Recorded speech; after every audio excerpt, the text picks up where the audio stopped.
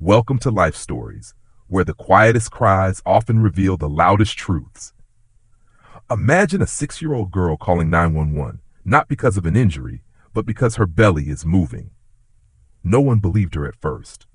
Not the teachers, not the neighbors, not even the people meant to protect her. But what she carried inside wasn't just pain. It was a secret so heartbreaking, so hauntingly misunderstood, it would shake an entire town awake. This is a story about the kind of courage children shouldn't have to learn, the kind of silence that hides in plain sight, and one woman's reckless, beautiful decision to listen when no one else would. If you've ever doubted the power of one voice or one promise, stay with us. What you're about to hear might just change the way you look at quiet children forever. Now let me take you to the morning that changed everything. The call came in at 10:43 a.m. sharp. Joanne Harris was sipping lukewarm coffee in the teacher's lounge at Brookside Elementary when Principal Karen Becker burst through the door, her face unusually pale beneath her flawless makeup. "Joanne," she said, breathless, "you need to come. Now. There's a girl in the cafeteria bathroom." She called 911. That sentence alone was enough to knock the mug clean from Joanne's hand. Down the hallway, fluorescent lights flickered like a nervous tick. The school nurse jogged beside her, already on her radio. In the distance, sirens rose, warbling through the calm of an ordinary Tuesday. They found the girl curled in the far stall, knees drawn to her chest, a tattered stuffed bear tucked beneath her elbow. Her name was Lily Parker. She was 6 years old, wore second-hand sneakers 2 sizes too small, and had a stomach so distended it looked unnatural against the thin bones of her arms and face. "My belly's moving," she whispered, and Joanne, despite decades in education, felt something break quietly in her chest. There was something not right in the way Lily didn't cry, didn't scream, didn't reach out for comfort. She sat like someone used to being alone, trained in silence. Later, in the ambulance, Lily clutched that bear and asked the paramedic in the calmest voice imaginable, "Will they make it stop moving?" He didn't answer, but his hand gripped the gurney too tightly. At Brookside Medical Center, Dr. Melissa Carter examined Lily and immediately ordered blood panels and imaging. Severely underweight, abdominal distension, elevated heart rate, malnourished, she murmured, mostly to herself. Her eyes flicked to the social worker entering the room, Eric Jennings, calm as always, until he saw the girl on the bed. Meanwhile, Officer Ray Collins pulled up to 312 Oak Ridge Lane. The Parker house sat hunched between 2 overgrown hedges, as though trying to disappear. The door was open just enough to let the cold air creep inside. He found Evelyn Parker in the kitchen, stirring a spoon through an empty mug. She looked up, eyes glassy. "Is it lunchtime?" she asked. "Lily likes the soup with stars." "Ma'am," Ray said gently, "Lily's at the hospital. I need to ask you some questions." Evelyn blinked, confused. "Lily's at school. She made her own breakfast this morning. Such a good helper." Ray noticed the peeling paint, the fridge that buzzed too loud, the medicine bottles scattered across countertops like forgotten relics. He noticed the silence, a house of echoes and no laughter. Back at the hospital, Lily sat still while nurses poked her arms and asked polite questions. "Does your tummy always feel this way?" one asked. Lily nodded. "It started after the accident." The nurse paused. "What accident, sweetheart?" "The one where Mom died," Lily replied. "Grandma doesn't remember, but I do. I remember everything." Joanne Harris showed up just before visiting hours ended. No longer Lily's teacher, but something else now, something closer. She hadn't seen Lily since last spring, when the bright-eyed girl slowly stopped speaking in class and began sitting curled in corners, drawing circles around her stomach on worksheet margins. Now, Joanne walked into the pediatric ward carrying a milk carton, a pack of crackers, and a question lodged so deeply inside her she hadn't dared ask it for weeks. How had we all missed this? Lily's eyes lit up just slightly at the sight of her. "Miss Harris," she whispered, "did you come because of my belly?" "No, honey." Joanne said, "I came because of you." That night, Dr. Carter sat down with Eric Jennings and Joanne in the quiet hum of the staff lounge. "She's been self-medicating," Dr. Carter said bluntly. "Adult laxatives, antacids, painkillers, likely taken randomly, unsupervised. Her body's a mess of contradictions, starving, swollen, toxic, and she's 6. Joanne's hands trembled. How does a child even? She's been surviving, Eric cut in a house with no structure, no parent, no present adult. Her grandmother's likely had undiagnosed dementia for months, maybe longer. The silence after that felt heavier than a verdict. The next morning, Joanne returned to the Parker home with permission to gather some of Lily's things. The living room smelled like damp carpet and dust, but Lily's bedroom, surprisingly, was immaculate. Books aligned, crayons arranged by hue, her bed made in hospital corners. But what crushed Joanne was the discovery of a shoebox under the bed, labeled emergency. Inside were 3 granola bars, a flashlight, a paper labeled when tummy hurts, and a pregnancy test box, bitten open, instructions smeared with crayon. At that moment, Joanne understood what the others hadn't dared say aloud. Lily believed something was growing inside her, and worse, she thought it was her fault. Back at the hospital, Lily stared out the window as snow began to fall. Her breath fogged the glass.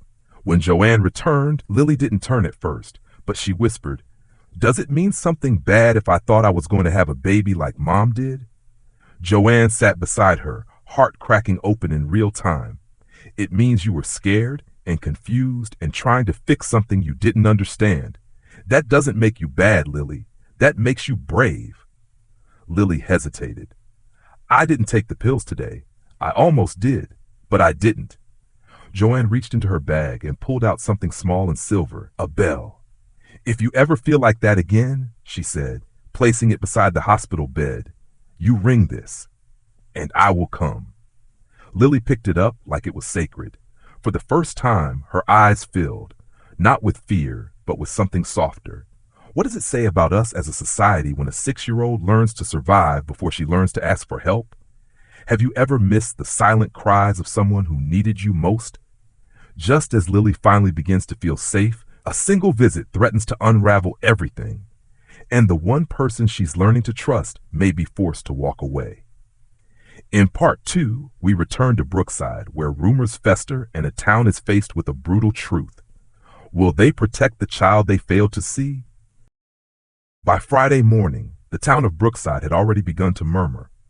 The local paper ran a front-page story about the little girl who called 911, and though the article carefully avoided naming names, Lily Parker's story was already the subject of every whispered conversation at Joe Daniels' diner and every PTA group chat.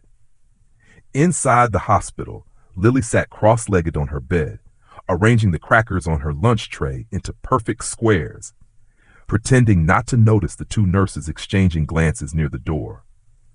Her belly ached less now, but something else had started to grow in its place, something quiet and knotted just beneath the surface.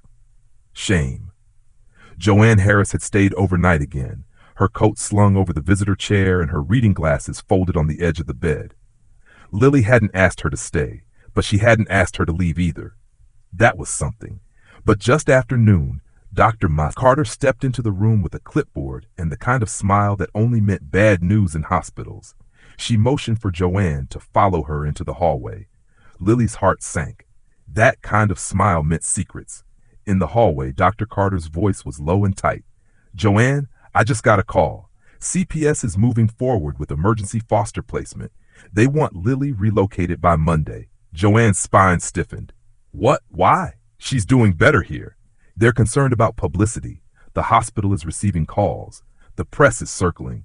Some parents at school are pushing back, saying she's dangerous, unpredictable. Rumors are spiraling. Some think she's pregnant. Others say it's behavioral. No one's listening to facts anymore." "She's 6, Joanne hissed. "She's not a story. She's a child." "I know that. You know that. But bureaucracy doesn't care. They'll place her with a state-certified foster family, someone outside of Brookside." Joanne didn't answer. Her mind was already racing, pounding against the invisible rules she'd played by her whole life. Teacher, widow, rule follower. But those roles didn't protect Lily now.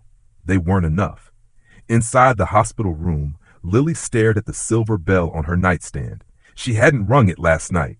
Not when she woke from a dream where her mother vanished in a rearview mirror. Not when her stomach gurgled loud enough to make her think the movement was back. She'd simply pressed her eyes shut and waited for morning. That was how survival worked. Just keep waiting for the next safe moment. When Joanne returned, her face looked different, like something inside her had settled into place. Not broken, but chosen. "Lily," she said gently, sitting beside the bed, "have you ever been on a road trip?" Lily shook her head. "Well, how about this? Tomorrow morning we're going to take a drive, just you and me. Somewhere quiet, somewhere safe." Lily blinked. "Are you allowed?" Joanne smiled, and this time it wasn't her teacher's smile. It was something older, steelier. "Not exactly, but you're not a problem to be moved, Lily. You're a girl who needs someone to stay."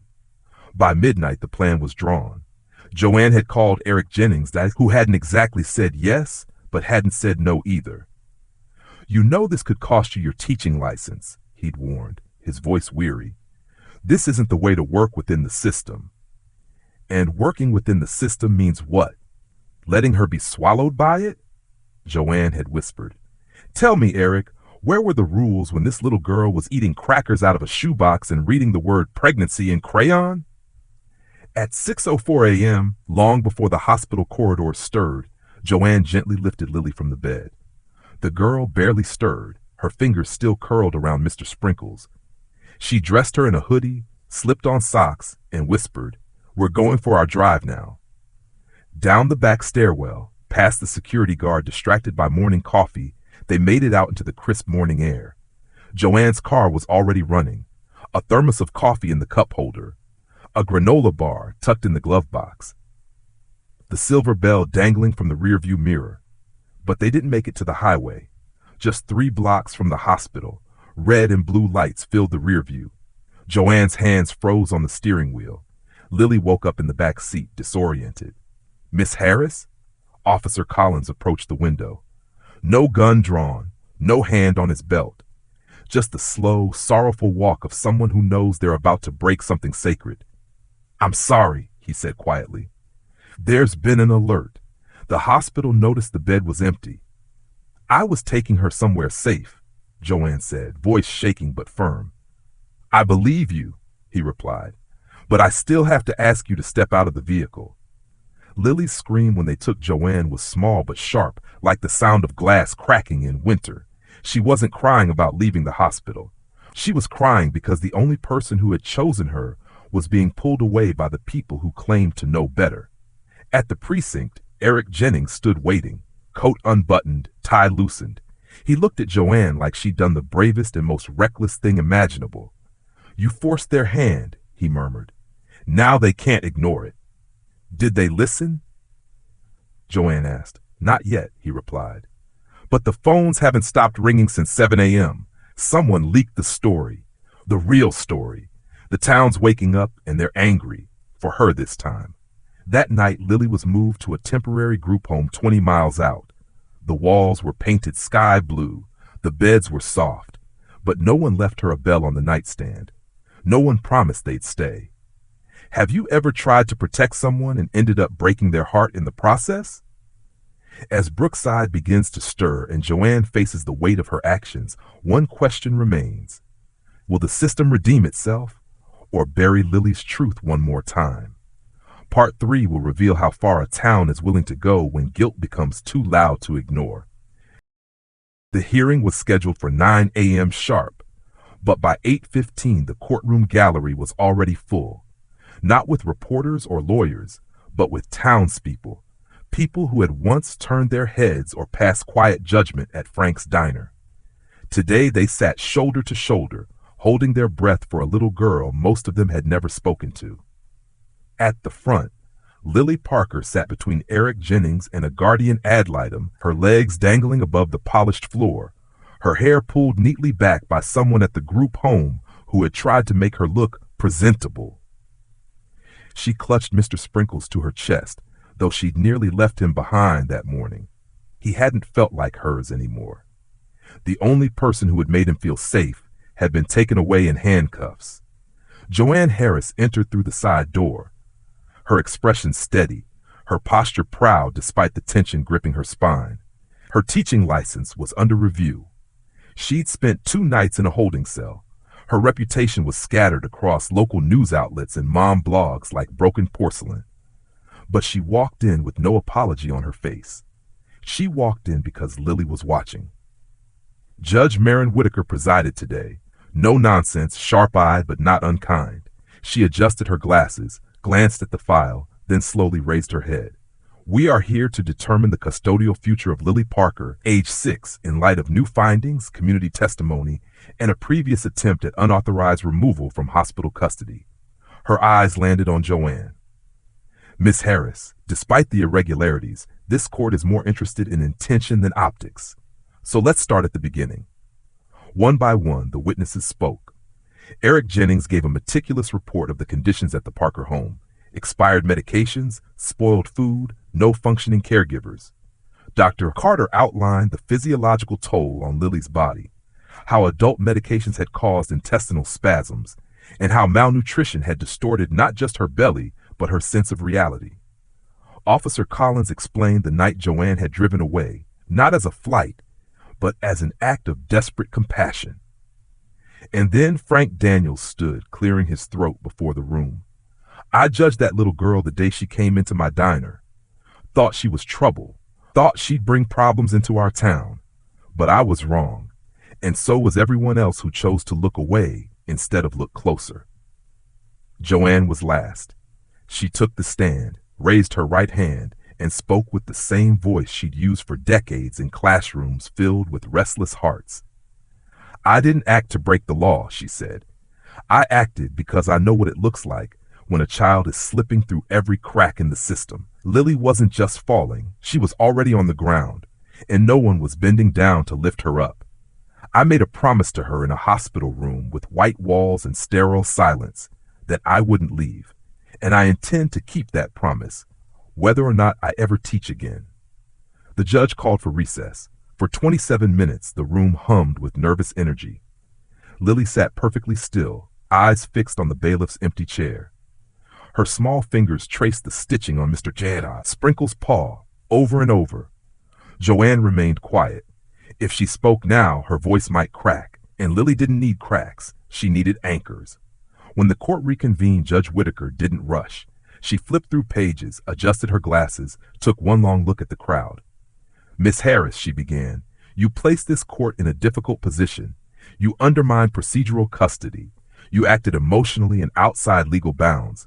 But, she added, her voice softening, you acted out of love. And sometimes, this job requires understanding when love becomes a form of courage rather than defiance. She turned to Lily. And Miss Parker, you've shown this court a strength most adults can't muster. You've cared for others when you should have been cared for, and I am deeply sorry we failed to see you sooner. The courtroom held its breath. I hereby grant temporary guardianship of Lily Parker to Miss Joanne Harris for a term of 12 months with the intent to review for full adoption upon completion of required evaluations and ongoing support. Additionally, I am recommending the removal of disciplinary review for Miss Harris's teaching record under the grounds of exceptional circumstance and moral obligation. The room exhaled. And Lily? She didn't smile. She didn't cry. She simply stood, walked to Joanne, and held out her hand. The two of them exited the courthouse together, step for step, without looking back.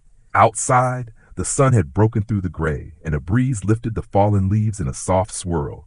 Frank was waiting by his truck with a milkshake in each hand.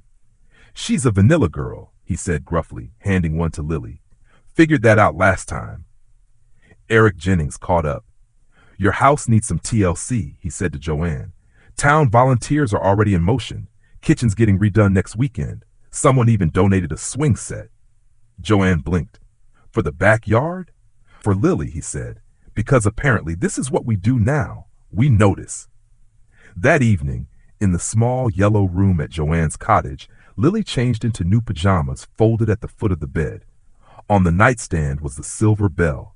It had been polished, waiting. I don't think I'll need it tonight, she said quietly, settling under the quilt. You don't have to, Joanne replied. It's just there, in case. Lily didn't answer. Her eyes were already drifting closed, but before sleep took her, she whispered, Does this mean I'm someone's girl now? Joanne knelt beside the bed, brushing the hair back from Lily's forehead. Yes, sweetheart, you've always been. Down the hallway, cinnamon tea steeped in the kitchen. The garden outside rustled with October wind. And in the stillness of that night, with the softest echo of a silver bell hanging in the room, a once lonely girl finally fell asleep in a home built not from blood, but from choice. What moment in Lily's story touched your heart the most? Share your thoughts below. If this story moved you, comment 100 to let us know. Where in the world are you watching from? Tag a friend who needs to hear this, and thank you for watching Life Stories.